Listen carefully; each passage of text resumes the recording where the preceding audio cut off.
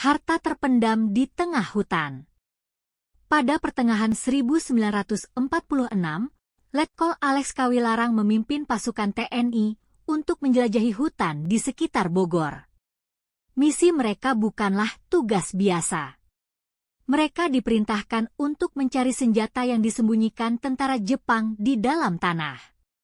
Dengan senjata itu, pasukan TNI akan memperkuat perlawanan mereka melawan Belanda yang kembali ingin menguasai Indonesia pasca kemerdekaan.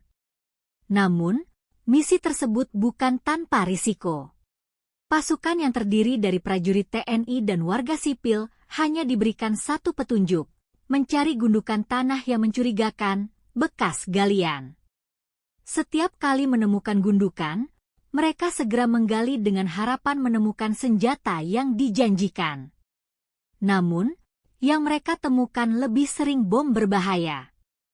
Cangkul yang tanpa sengaja menyentuh bom tersebut mengakibatkan ledakan dahsyat, melukai para penggali. Rasa was-was menghantui setiap langkah mereka. Letkol Kawilarang, dengan pengalaman yang dimilikinya, terus mengingatkan pasukannya untuk berhati-hati. Dia tahu, satu kesalahan kecil bisa menyebabkan hilangnya nyawa.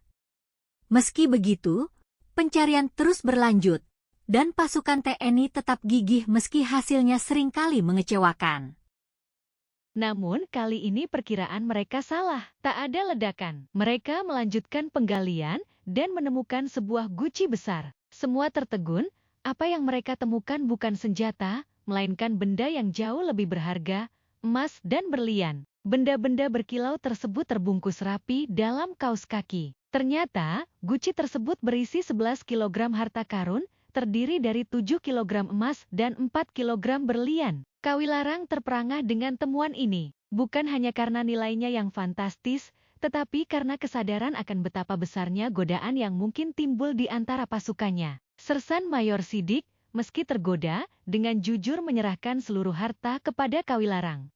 Letkol Kawilarang tahu bahwa menjaga harta tersebut tidak akan mudah. Banyak pihak yang pasti mengincarnya. Orang-orang mulai berdatangan, mencoba merayu, bahkan ada yang berani nekat masuk ke kamar tempat harta karun disimpan. Meski demikian, Kawilarang tetap teguh dan memastikan tidak ada satupun bagian dari harta tersebut hilang. Merasa semakin terancam, Kawilarang memutuskan untuk segera menyerahkan harta karun tersebut kepada pemerintah. Dia menghubungi Residen Bogor dan diarahkan untuk mengirimkan emas dan berlian itu ke Kementerian Dalam Negeri di Purwokerto. Pengiriman dilakukan dengan pengawalan ketat karena kekhawatiran bahwa akan ada pihak-pihak yang mencoba merampas harta tersebut.